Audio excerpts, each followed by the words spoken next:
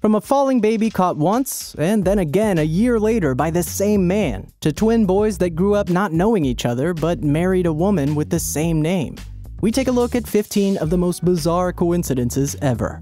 Number 15. The falling baby.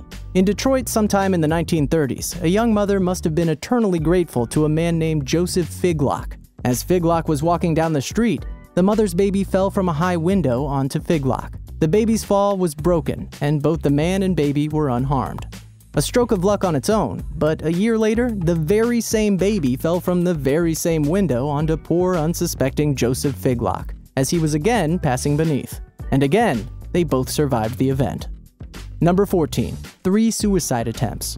Joseph Aigner was a fairly well-known portrait painter in 19th century Austria, who apparently was quite an unhappy fellow.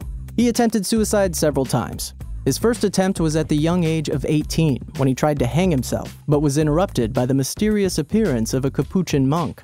At age 22, he again tried to hang himself, but was again saved from the act by the very same monk. 8 years later, his death was ordained by others who sentenced him to the gallows for his political activities. Once again, his life was saved by the intervention of the same monk. At age 68, Aigner finally succeeded in suicide, a pistol doing the trick. Number 13. Poe Coincidence. In the 19th century, the famous horror writer Edgar Allan Poe wrote a book called The Narrative of Arthur Gordon Pym. It was about 4 survivors of a shipwreck who were in a lifeboat for many days before they decided to kill and eat the cabin boy, whose name was Richard Parker. Some years later, in 1884, the Mignonette sank, with only 4 survivors, who were on a lifeboat for many days. Eventually, 3 senior members of the crew killed and ate the cabin boy. The name of this cabin boy was Richard Parker. Number 12. Poker winnings. In 1858, Robert Fallon was shot dead, an act of vengeance by those with whom he was playing poker. Fallon, they claimed, had won the $600 pot through cheating. With Fallon's seat empty and none of the other players willing to take the now unlucky $600, they found a new player to take Fallon's place, and staked him with the dead man's $600. By the time the police had arrived to investigate the killing, the new player had turned the $600 into $2,200 in winnings. The police demanded the original $600 to pass on to Fallon's next of kin, only to discover the new player turned out to be Fallon's son, who had not seen his father in 7 years. Number 11. 3 strangers. In the 1920s, 3 Englishmen were traveling separately by train through Peru. At the time of their introduction, they were the only 3 men in the railroad car. Their introductions were more surprising than they could have imagined. One man's last name was Bingham, and the second man's last name was Powell. The third man announced his last name was Bingham Powell. None were related in any way. Number 10. The Bullet. Henry Ziegland thought he had dodged fate in 1883. He had just broken off a relationship with his girlfriend, who, out of distress, committed suicide. The girl's brother was so enraged that he hunted down Ziegland and shot him. The brother, believing he had killed Ziegland, then turned his gun on himself and took his own life. But Ziegland had not been killed. The bullet, in fact, had only grazed his face, then lodged in a tree. Ziegland surely thought himself a lucky man. Some years later, however, Ziegland decided to cut down the large tree, which still had the bullet in it. The task seemed so formidable that he decided to blow it up with a few sticks of dynamite. The explosion propelled the bullet into Ziegland's head, killing him. Number 9. Swapped hotel findings. In 1953, television reporter Yves Coupsinet was in London to cover the coronation of Elizabeth II. In one of the drawers in his room at the Savoy, he found some items that, by their definition, belonged to a man named Harry Hannon. Coincidentally, Harry Hannon, a basketball star with the famed Harlem Globetrotters, was a good friend of Coupsinet's. But the story has yet another twist. Just 2 days later, and before he could tell Hannon of his lucky discovery, Coupsinet received a letter from Hannon. In the letter, Hannon told Coupsinet that while staying at the Hotel Maurice in Paris, he found in a drawer a tie with Coupsinet's name on it. Number 8. The Spy Next Door. When Norman Mailer began his novel Barbary Shore, there was no plan to have a Russian spy as a character. As he worked on it, he introduced a Russian spy in the US as a minor character. As the work progressed, the spy became the dominant character in the novel. After the novel was completed, the U.S. Immigration Service arrested a man who lived just one floor above Mailer in the same apartment building. He was Colonel Rudolf Abel, alleged to be the top Russian spy working in the U.S. at the time. Number 7. Two Mr. Brysons. While on a business trip sometime in the late 1950s, Mr. George D. Bryson stopped and registered at the Brown Hotel in Louisville, Kentucky. After signing the register and being given his key to room 307, he stopped by the mail desk to see if any letters had arrived for him.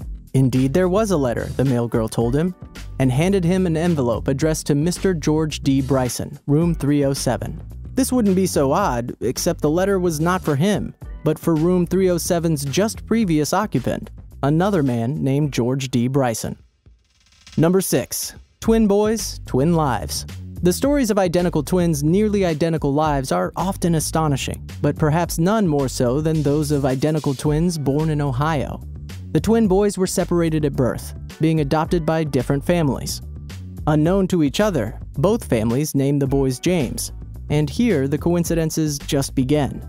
Both Jameses grew up not even knowing of the other, yet both sought out law enforcement training. Both had abilities in mechanical drawing and carpentry, and each had married a woman named Linda. Number 5. The novel. Morgan Robertson in 1898 wrote Futility. It described the maiden voyage of a transatlantic luxury liner named the Titan. Although it was touted as being unsinkable, it strikes an iceberg and sinks with much loss of life. In 1912, the Titanic, a transatlantic luxury liner widely touted as unsinkable, strikes an iceberg and sinks with great loss of life on her maiden voyage. In the book, the month of the wreck was April, same as in the real event. There were 3,000 passengers in the book, and in reality, 2,207. Number 4. The 21st. When King Louis XVI of France was a child, he was warned by an astrologer to always be on his guard on the 21st day of each month. Louis was so terrified by this that he never did business on this day. Unfortunately, Louis was not always on his guard. On June 21, 1971, following the French Revolution, Louis and his queen were arrested in Varennes, whilst trying to escape France. On September 21, 1971, France abolished the institution of royalty and proclaimed itself a republic. Finally, on January 21st of 1793, King Louis XVI was executed by guillotine. Number 3. The taxi driver. In 1975, while riding a moped in Bermuda, a man was accidentally struck and killed by a taxi. 1 year later, this man's brother was killed in the very same way. In fact, he was riding the very same moped, and to stretch the odds even further, he was struck by the very same taxi driven by the very same driver, and even carrying the very same passenger. Number 2. A writer's plum pudding. In 1805, French writer Émile Deschamps was treated to some plum pudding by the stranger Monsieur de Fortescue. 10 years later, he encountered plum pudding on the menu of a Paris restaurant and wanted to order some. But the waiter told him that the last dish had already been served to another customer, who turned out to be de Fortescue. Many years later, in 1832, Émile Deschamps was at dinner and once again offered plum pudding. He recalled the earlier incident and told his friends that only de Fortescue was missing to make this setting complete. And in the same instant, the now senile de Fortescue entered the room.